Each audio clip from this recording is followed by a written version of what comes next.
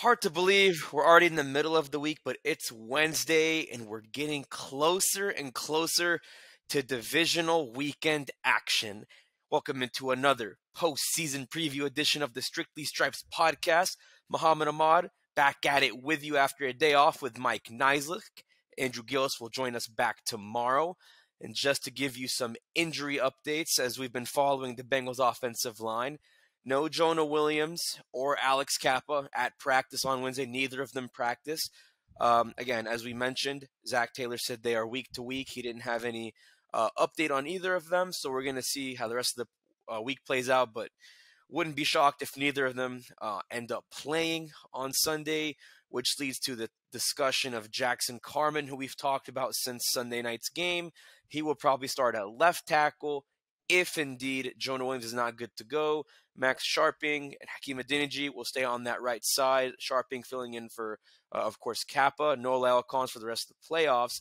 So if what we're saying holds true, this is what the Bengals' estimated offensive line would look like. You'd have Jackson Carman at left tackle, a rookie right next to him at left guard, Cordell Vosen. You'll have Ted Karras, the veteran, the demeanor hound at center. And again, we mentioned Sharping at right guard and then Hakeem Adeniji at right tackle. As far as last year goes, the only person on that line who played last year would be Adeniji, but he only started the last 9 games of the year, and he didn't start a game until Collins went out after the New England game. So you have a rookie, you have one person from last year, you have 2 backups, and then you have 1 veteran.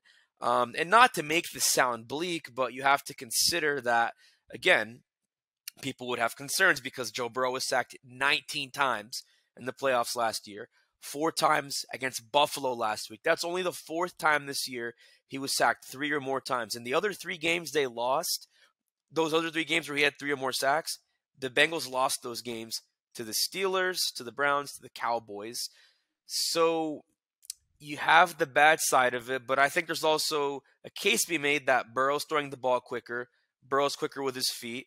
Not that he wasn't good last year. He's definitely gotten better this year. But, Mike, when you kind of weigh the good and the bad, how much do you kind of factor Joe Burrow's growth into this? And, are we really just over-projecting the offensive line? Is it really not going to be maybe as bad as some people think it's going to be?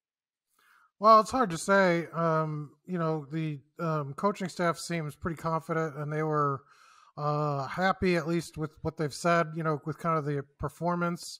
Looking at Pro Football Focus, they allowed 10 pressures, 4 sacks, and 5 quarterback hurries. The biggest culprit was Hakeem Adeniji. He allowed 3. They gave him a pass blocking grade of 25.9, which matches some of his performance in the playoffs last year. I think saying it's going to be a struggle, I think would be fair. Will it cause them to lose the game? Is that maybe a step too far? I don't know, but I think they're going to have to make changes. And you mentioned the development of Joe Burrow. I think sort of obviously helps that, and they talked a lot about that today.